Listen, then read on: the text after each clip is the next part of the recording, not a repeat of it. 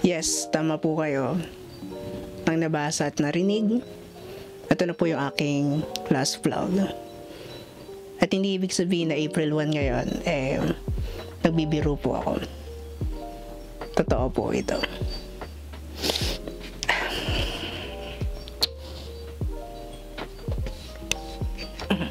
Well, actually, papaliwanag ko naman sa inyo kung bakit.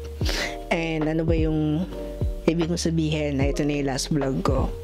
So, before that, syempre, gusto ko munang balikan din na tayo ay talaga nagsimula since 2017 na nangangarap lang na maging katulad ng mga iniidolo ko noon na sina Kong TV, Pau Sepagan, The Late Emma Nimedes, Gloco, and Senpai Kasu.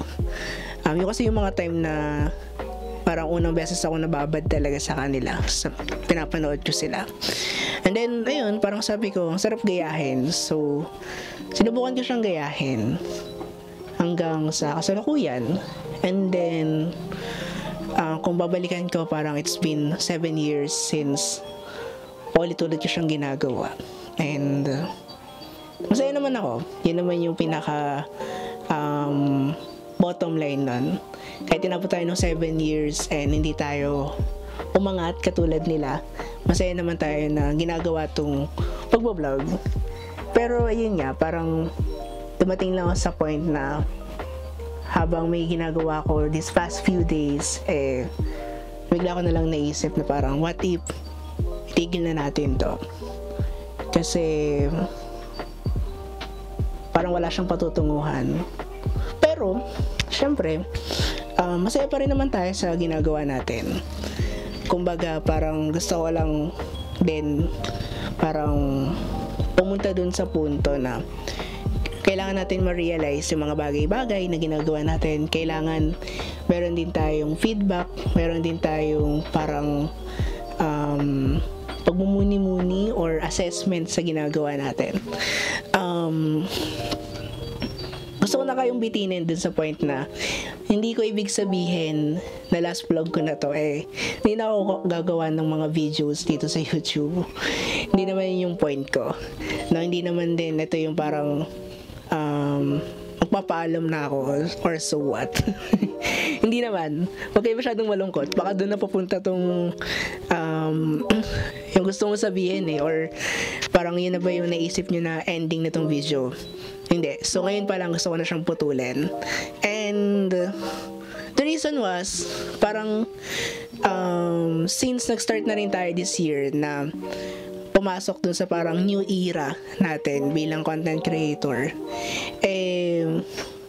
parang gusto ko na rin isama kasi dun talaga na gusto kong maiba pa ng husto yung takbo nitong mga pinagagawa natin sa buhay or yung mga ginagawa natin dito sa YouTube or sa pagiging content creator natin.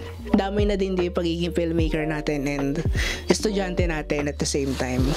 So, parang ang point lang naman nito is this will be the last vlog na ganito yung magiging atake ko when I create this kind of content na parang paano ba i-explain sa inyo? So parang ang pinaka-pinapoint ko lang dito is I want to end that kind of doing a content, yung vlogger or vlogging era ko na ganyan yung atake ko or ganito yung atake ko rather. Parang if talagang committed ako na gumawa ng quality plus quantity contents with you at para mapanood at masubaybayan nyo ako, kailangan ko nang itigil yung ganong atake kasi for me, sabi ko kanina, assessment, hindi naman siya talaga nagkiklik sa inyo. So, I need to shift kung ano yung ginagawa ko, kung ano yung klase ng pagkukwento, kung ano yung klase ng paggawa ko ng videos, and paano ba ako bilang ako na storyteller talaga, diba, pagdating sa ganitong larangan. Especially napakalaki rin naman ng tulong ng pag-aaral ko ng broadcasting sa mga professor, sa mga classmate na nakakasama ko. And syempre, as I observe, syempre itong community natin dito sa YouTube and sa other platforms, malaki na talaga yung shift na nangyari. Napakarami na nagbago. And ikaw bilang isang content creator, kailangan mong sumabay sa pagbabago na yon. Or namubulol pa ako. What I'm talking about is kailangan mo sumabay dun sa pagbabago. And the other thing around is kailangan mo rin gumawa ng something new sa'yo na pwede mong i-offer sa mga viewers mo, sa inyo, sa atin, 'di ba? So yun, parang this will be the last vlog na ganito yung na may ganito pa ako estilo na pagkukwento. So gusto ko na tapusin yung era na yon. And when I say I want to create content sa mga susunod na araw, sa mga susunod na linggo, sa mga susunod na buwan at pagkakataon, kailangan ko na talagang pag-isipan mabuti. That's one. Number two, kailangan ko ng paglaanan talaga ng oras. Ibig sabihin, if nagagawa ko sa short film na merong cinematography effects, merong malalim na pagkukwento at hugot, why not? Ba't hindi ko siya dalhin? Just doing a simple vlog, diba? By doing my content as a content creator. Parang, diba bagong atake yun? So, meron akong ganung thought sa sarili ko. And, yun nga, parang, I just want to end this kind of things. Lalo na't, nagsisimula na ulit tayo. So parang nahalata ko rin kasi sa mga previous videos ko, specifically dito sa Dom's Diary, na parang, uy teka, bumabalik ulit ako sa dating estilo, which is hindi yan yung parang na-envision ko sa sarili ko. So parang to mark it, parang para tapusin na natin yung ganung bagay. No, I'm talking to myself, hindi lang sa inyo. So this will be the last vlog that I'm doing this kind of content. So ayun, pero tingnan pa natin sa mga susunod na araw kung ano yung mga pwede pa nating pagbabago na pwede nating gawin dito. Ako bilang tagagawa ng content, kasi kayo taga-nood lang naman din kayo, parang kailangan magbigay pa ako ng mas maraming rason para bumalik kayo dito. Bigyan ko pa kayo ng maraming rason para magpatuloy kayo na suportahan ako. Or kung ito man yung unang pagkakataon, pangalawa or pangatlong beses, ibig sabihin masyado kang bago, hindi ko na kailangan sabihin yung mga salitang please like, comment, share, and subscribe sa akin, follow nyo ako. Kumbaga gusto ko na yung mga videos mismo, yung mga susunod na videos na mapapanood nyo sa akin, sila na yung mangungusap sa inyo, na hindi ko na kailangan pilitin or ilapit yung sarili ko. It's just me, na parang gusto ko lang magkwento sa mas bagong paraan, gamit ang bagong mga sandata sa pagkukwento, gamit ang mga bagong kaalaman, karanasan na magbibigay buhay, no, sa ating mga nililikhang content.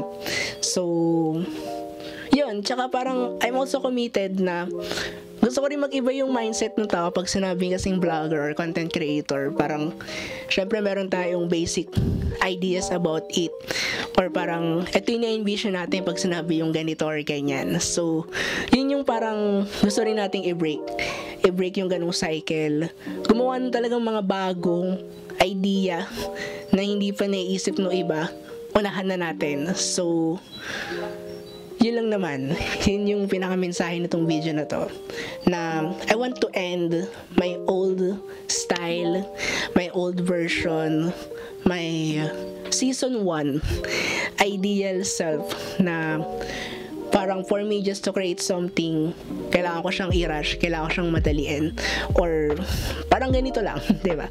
So yun, this is my commitment. Hindi ko lang siya sinasabi or pinapaalala sa sarili ko.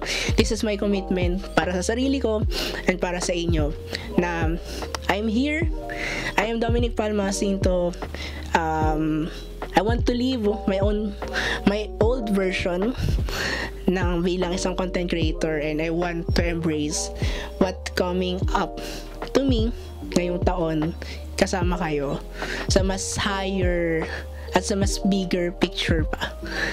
bilang isang content creator. So, yeah, this will be my last vlog, my old style way of vlogging, and let's see you all on the next video sa mga susunod pang gagawin natin. And gusto ko lang kayo bigyan ng listang disclaimer na I have new content coming up this month, and the rest, let's see sa mga susunod pang buwan at taon. This is Dominic Palmacinto, and this is my last vlog. Bye for now. See you on the next video.